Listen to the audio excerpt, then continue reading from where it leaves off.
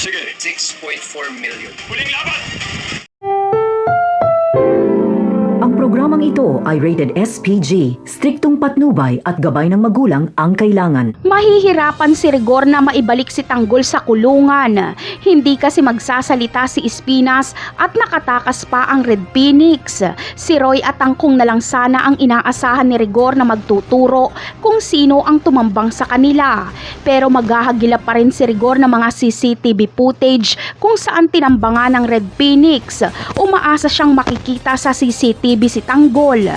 Ngunit bago pa man mangyari ito ay mangyayari muna ang karma ni Rigor.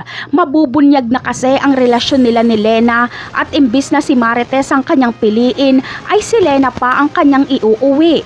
Wala na siyang pakialam kay Marites kung saan ito titira dahil dito ay masisibak sa pwesto si Lena at Rigor. Mawawala ng kabuhayan si Lena at Rigor. Maghihirap sila dahil masela ng pagbubuntis ni Lena at marami ang gastusin.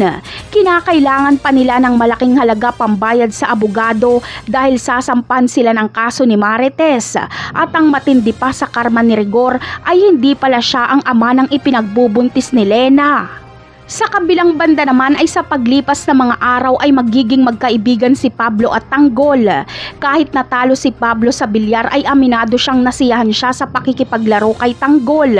Kaya madalas na siyang babalik sa bar at hahanapin si Tanggol para lang makipaglaro hanggang sa magiging magkaibigan na sila. Ikakagulat ni Pablo kapag malaman niyang Jesus Nazareno ang pangalan ni Tanggol dahil kapangalan ito ni Mondigago.